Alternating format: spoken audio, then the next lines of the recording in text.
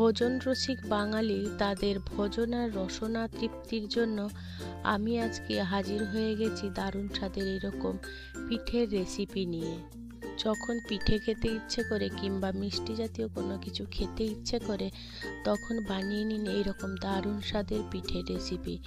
আমি এটা খুব সহজ পদ্ধতিতে করে দেখাবো, একদম হাতের কাছে থাকা সামান্য কিছু উপকরণ দিয়ে খুব সহজেই ঝটপট বানিয়ে ফেলা যায়। এই পিঠেটা বাচ্চা থেকে বুড়ো সবারই পছন্দ, একটা খেলে বারবার চাইবে আরও দাও আরও দাও। সেই জন্য বন্ধুরা, আপনারা যদি আমার মতন বানান আশা করছি আপনাদের খুব ভালো লাগবে। আপনাদের কাছে বিশেষ অনুরোধ রইল আমার এই ভিডিওটি সম্পূর্ণ দেখার জন্য। আমি স্টেপ বাই স্টেপ যেভাবে দেখাবো সেইভাবে যদি আপনারা ফলো করেন তাহলে পিঠেটা পারফেক্ট হবে। নমস্কার বন্ধুরা, ইজি কুক চ্যানেলে আপনাদের সবাইকে স্বাগত জানাই। চলুন এবারে শুরু করছি। এই দারুণ স্বাদের পিঠে বানানোর জন্য আমি একটা বড় সাইজের একটা স্টিলের বাটি নিয়ে নিয়েছি। আপনাদের হাতের কাছে যা থাকবে তাই নিয়ে নেবেন। দিয়ে আমি তাতে বড় এক বাটি দই দিয়ে দিলাম। দইটাকে প্রথমে ভালো করে আমি ফেটিয়ে নেব। প্রথমেই আমাদের দইটাকে ভালো করে ফেটিয়ে নিতে হবে। ফেটানো হয়ে গেলে আমি একটা বাটি নিয়ে নিয়েছি, সেই বাটির মাপ করে আমি এখানে 3 বাটি সুজি দিয়ে দেবো। পরিমাণটা অবশ্য আপনাদের নিজেদের পছন্দ অনুযায়ী আপনারা নিয়ে নেবেন। 3 বাটি সুজি নেওয়া হয়ে গেলে আমি এখানে ওই বাটির মাপে আরেক বাটি ময়দা দিয়ে দেবো। এই মাপটা কিন্তু আপনারা ঠিক রাখবেন। যে পাত্রতে নেবেন সেই পাত্রে 3 ভাগ সুজি আর 1 ভাগ ময়দা নেবেন। এবারে সমস্ত উপকরণগুলোকে আমি ভালো করে মিশিয়ে নেব দইয়ের সাথে। আমার এই রেসিপিটি যদি কোনো বন্ধু ফেসবুক থেকে দেখে থাকেন তাহলে আমার পেজটিকে লাইক ও ফলো করে দেওয়ার জন্য অনুরোধ করছি। প্রথমে দেখুন আমি এইভাবে মেখে নিচ্ছি। পরে আমি আরও দই অ্যাড করব। একসাথে দই দিয়ে দিলে মাখাটা আমাদের ঠিক হবে না, তাই অল্প অল্প দই দিয়ে প্রথম থেকে মাখতে হবে। খেয়াল রাখতে হবে যাতে এই মাখাটার মধ্যে আমাদের কোনো দলা না থেকে যায়। তাই আমি আবারও দই দিয়ে দেবো। আমি ওই যে মেজারিং বাটি নিয়েছিলাম ওতে প্রায় আমি 3 বাটি মতন দই নিয়ে নিয়েছিলাম। দইটাকে দেখুন আবারও মেখে নিচ্ছি ভালো করে। এই রকম অল্প অল্প দই দিয়ে আমি প্রথমে এই মাখাটাকে মেখে নেব, অর্থাৎ সমস্ত উপকরণটাকে মেখে নিতে হবে। এবারে আমি দইয়ের বাটিটা ধুয়ে জল দিয়ে দেবো। দেখুন আমি যেভাবে মাখছি সেইভাবে কিন্তু মেখে নিতে হবে। আমি এবারে ওই যে বাটিতে সুজি ময়দা নিয়েছিলাম সেই বাটির পরিমাণ অনুযায়ী আমি 1 বাটি চিনি দিয়ে নিলাম। মিষ্টিটা অবশ্য আপনাদের পছন্দ মতন আপনারা বাড়িয়ে বা কমিয়ে নিতে পারেন। আর এটা কিন্তু আপনারা চিনি ছাড়াও তৈরি করে নিতে পারেন।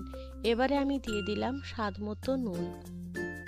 এবারে সমস্ত উপকরণ আমি ভালো করে মেখে নেব।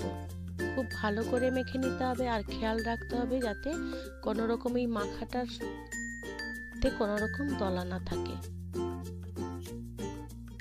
বেশ ভালো করে মেখে নিতে হবে যতক্ষণ না আমাদের চিনিটা গলে যাচ্ছে ততক্ষণ। এই পিঠের ব্যাটারটা একটু শক্ত হয়ে গেছে, তো তার জন্য আমি এখানে হাফ বাটি মতন দুধ দিয়ে দিলাম। এটা আমার জাল করা দুধ ছিল। আপনাদের হাতের কাছে যদি দুধ না থাকে তো আপনারা সেখানে জলও ব্যবহার করে নেবেন, তাতে কোনো অসুবিধা নেই। আমি এবারে ভালো করে সমস্ত উপকরণগুলোকে মিশিয়ে নিচ্ছি। দেখুন আমাদের ব্যাটারটা ঠিক এইভাবে লিকুইড করে নিতে হবে, এই রকমই হবে। এটা আবার রেখে দিলে আরো শক্ত হয়ে যাবে।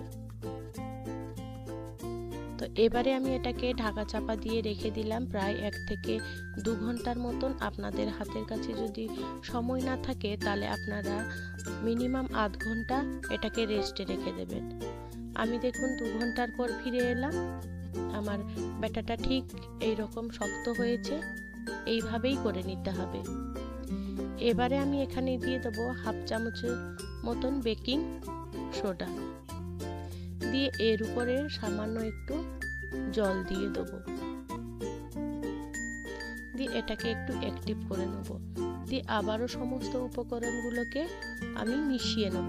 যাতে আমাদের সোডাটা সবার সাথে মিশে যায় সেইভাবে আমাদের ভালো করে মিশিয়ে নিতে হবে। মেশানো হয়ে গেলে আমি এটাকে সাইডে সরিয়ে রাখলাম।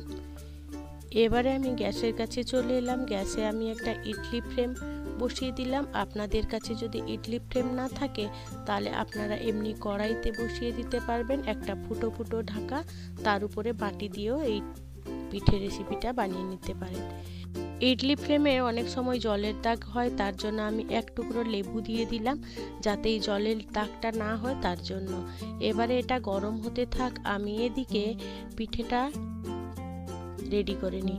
আমি ইডলি ফ্রেমের মধ্যে সামান্য একটু একটু তেল দিয়ে দিলাম, তেল ব্রাশ করে নেব। প্রথমে আমাদের কিন্তু তেলটাকে ব্রাশ করে নিতে হবে যাতে আমাদের পিঠেগুলো ভালো করে উঠে আসে, তার জন্য। আপনারা বাটিতে করলে বাটির গায়ে তেল মাখিয়ে নেবেন।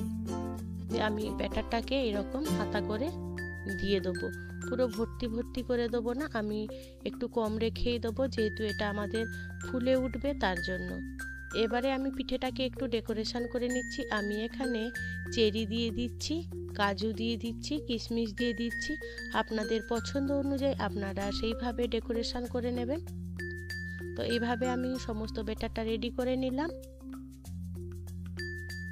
এদিকে আমার জলটা ফুটে গেছে। এবারে আমি ফ্রেমগুলো আমি বসিয়ে দেবো।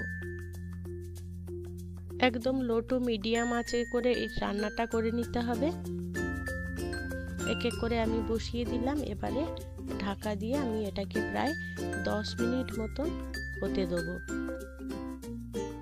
আমি পিঠেগুলো ইন্ডাকশানে করছি, তাই ইডলি অপশানে দিয়েই করছি। আমার এটা সময় লেগেছিল প্রায় 10 মিনিট মতন। 10 মিনিট পর ফিরে এলাম, দেখুন পিঠেগুলো কীরকম দারুণভাবে ফুলে উঠেছে আর একদম রেডি হয়ে গেছে। আপনারা যদি বুঝতে না পারেন তাহলে একটা টুথপিক দিয়ে দেবেন। টুথপিকের গায়ে যদি লেগে থাকে তাহলে ওটা হয়নি, আর একটু রান্না করে নেবেন। এবারে পিঠেগুলোকে আমি বার করে ঠান্ডা করে নিলাম প্রথমে। এবারে একটা চামচের পেছন দিয়ে বা ছুরি দিয়ে আপনারা এইভাবে তুলে নিতে পারেন পিঠেগুলো। দেখুন কি সুন্দর ছেড়ে আসছে।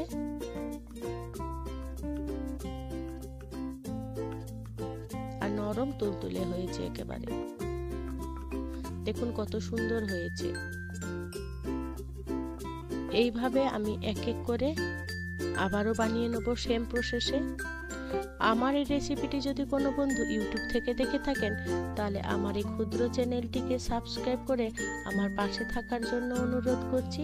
আর পাশে থাকা বেল আইকনটি কিন্তু ক্লিক করতে ভুলবেন না, ওটা কিন্তু অলে দেবেন যাতে আমার দেওয়া সমস্ত ভিডিও নোটিফিকেশন আপনারা খুব সহজেই পেয়ে যান তার জন্য। এবারে আবারও একবার আমি বানিয়ে নিলাম, দেখুন সেম প্রসেসে। এইভাবে আমি সমস্ত পিঠেগুলো বানিয়ে রেডি করে নেব।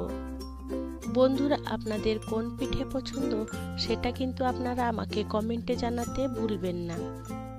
দেখুন এক এক করে আমার সমস্ত পিঠে রেডি হয়ে গেল। দেখুন আমি এবারে একটা ভেঙে দেখাচ্ছি কত সুন্দর হয়েছে, একদম জালিদার আর নরম। এবারে আমি এটাকে পরিবেশন করে নিচ্ছি। আপনাদের পছন্দ অনুযায়ী আপনারা পরিবেশন করে নেবেন। দেখুন আমি এক এক করে সমস্ত পিঠে রেডি করে নিয়েছি।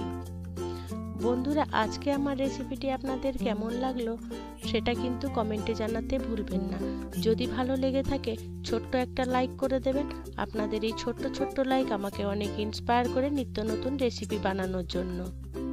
আর খুব বেশি ভালো লেগে থাকলে বন্ধু বান্ধব কিংবা প্রিয়জনদের সাথেও শেয়ার করে তাদেরও দেখার সুযোগ করে দেবেন। আর বন্ধুরা, আপনারা কোন ধরনের রেসিপি দেখতে চান সেটাও কিন্তু আমাকে কমেন্টে জানাতে ভুলবেন না। আর আপনাদের কাছে অনুরোধ রইল অবশ্যই এই রেসিপিটি একবার ট্রাই করবেন। আর আপনাদের সেটা কেমন লাগলো সেটাও কিন্তু আপনারা কমেন্টে জানাতে ভুলবেন না। আপনাদেরকে অসংখ্য অসংখ্য ধন্যবাদ আপনাদের মহামূল্যবান সময় দিয়ে আমার এই ভিডিওটি সম্পূর্ণ দেখার জন্য। আপনারা ভালো থাকবেন, সুস্থ থাকবেন। দেখা হবে পরের কোনো নিত্য নতুন রেসিপিতে।